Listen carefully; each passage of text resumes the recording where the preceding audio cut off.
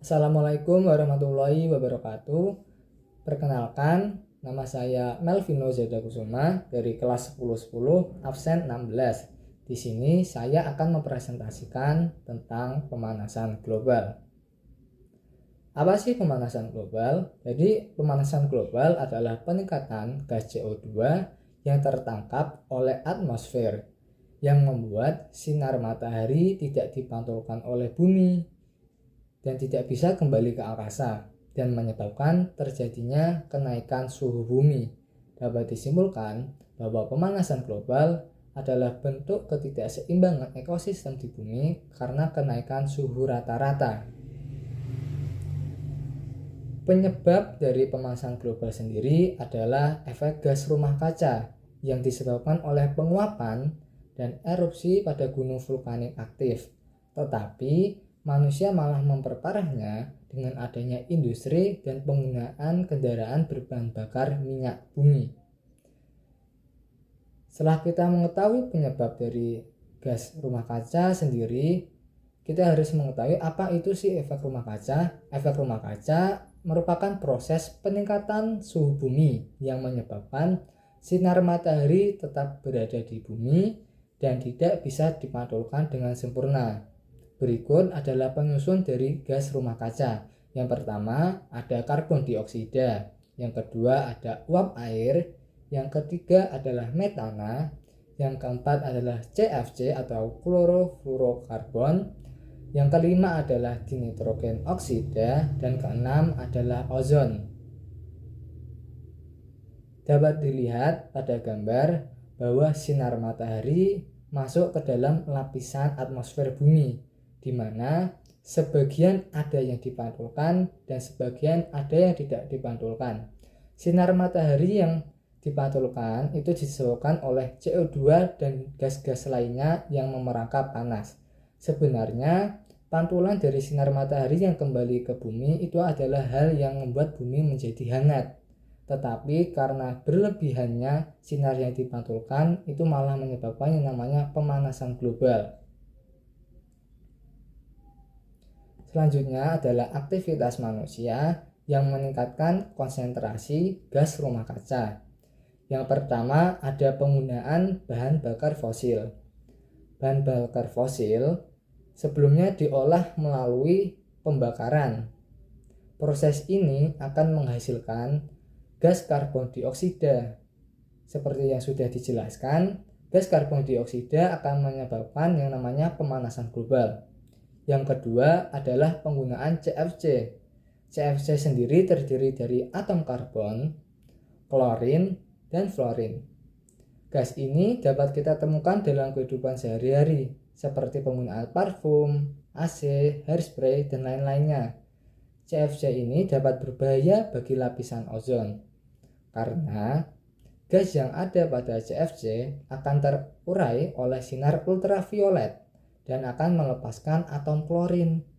Jika klorin bereaksi dengan ozon terus-menerus, maka lapisan ozon akan semakin tipis, di mana itu akan membuat lubang pada ozon.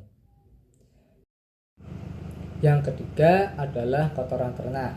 Mungkin terdengar aneh bahwa kotoran ternak dapat menjadi pemicu dari pemanasan global.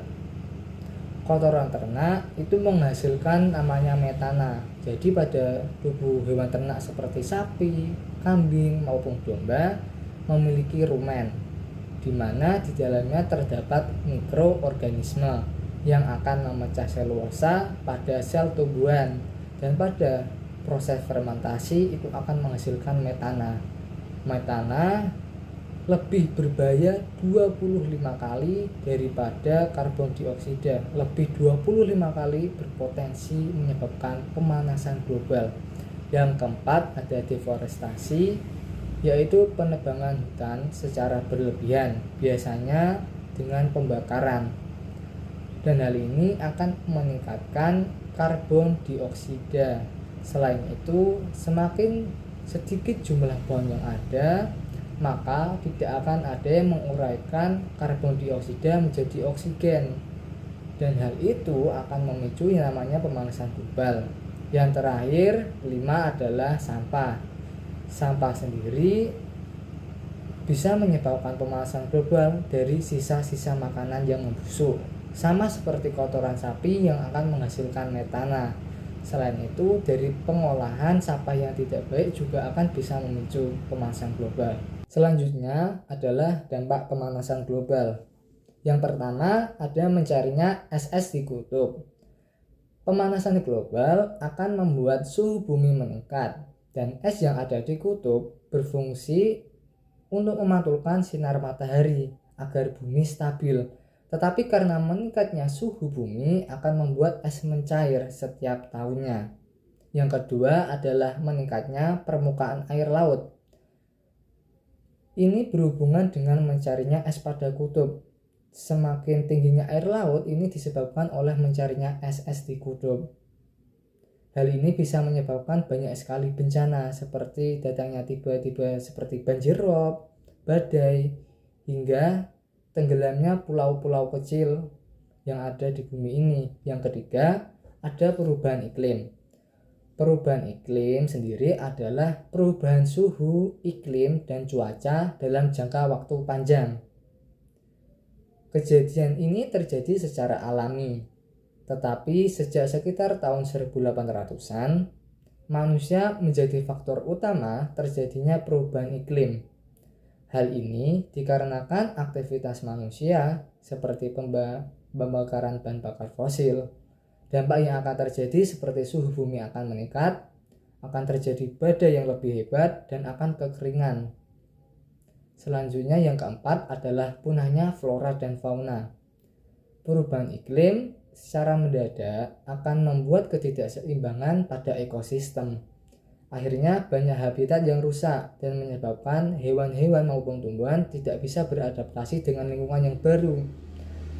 Dan akhirnya perlahan-lahan mereka akan mati. Yang kelima adalah munculnya wabah penyakit. Perubahan iklim juga membuat meningkatnya penyakit seperti demam berdarah karena munculnya ruang baru untuk berkembang biak para nyamuk. Selain itu, karena suhu meningkat, es yang terdapat di kutub terdapat patogen-patogen berbahaya yang akan mencair dan melepaskan patogen yang akan menyebabkan penyakit. Ada contoh kasus yang terjadi adalah kasus antraks, yaitu penyakit yang berasal dari 2000 ekor rusa yang telah membeku di Siberia. Yang selanjutnya adalah solusi untuk mengatasi pemanasan global. Yang pertama adalah pengurangan konsumsi daging. Kenapa pengurangan konsumsi daging bisa menyebabkan salah satu solusi untuk mengatasi pemanasan global? Karena menurut United Nations Environment Program manusia menyumbang 6.700 kg karbon dioksida. Karena itu perlulah untuk mengurangi konsumsi daging. Yang kedua adalah reboisasi. Dengan reboisasi, karbon dioksida akan dapat diuraikan dan akan mengurangi potensi pemanasan global. Yang ketiga, kita bisa melakukan pengolahan sampah dengan benar, yaitu dengan prinsip 3R, yaitu reuse, reduce, and recycle. Yang keempat adalah menghemat energi. Menghemat energi sangatlah penting. Bahkan kita bisa memakai energi alternatif lainnya seperti matahari, angin, air, dan lain sebagainya. Dikarenakan kasus pemanasan global yang sangat parah di bumi ini, akhirnya adanya kesepakatan dunia internasional.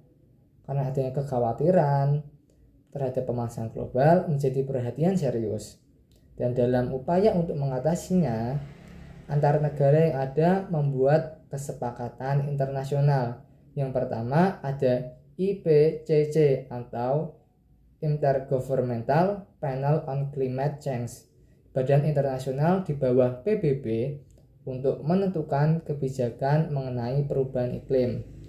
Yang kedua ada Protokol Kyoto, perjanjian untuk usaha bersama untuk mengatasi efek gas rumah kaca, dilaksanakan pertama kali oleh Jepang dan diikuti oleh 160 negara lainnya. Yang ketiga adalah perjanjian APP-CDC, Asia Pacific Partnership on Clean Development and Climate, adalah kerjasama internasional secara sukarela dan untuk melakukan ahli teknologi untuk mengurangi emisi gas rumah kaca. Kerjasama ini diikuti oleh negara Australia, Amerika Serikat, Jepang, China, India, dan Korea Selatan. Yang keempat adalah SDGs atau Sustainable Development Goals, adalah kesepakatan pembangunan. Di sini terdapat 17 tujuan seperti penanganan perubahan iklim, menjaga ekosistem laut, dan ekosistem darat. Sekian presentasi dari saya. Wassalamualaikum warahmatullahi wabarakatuh.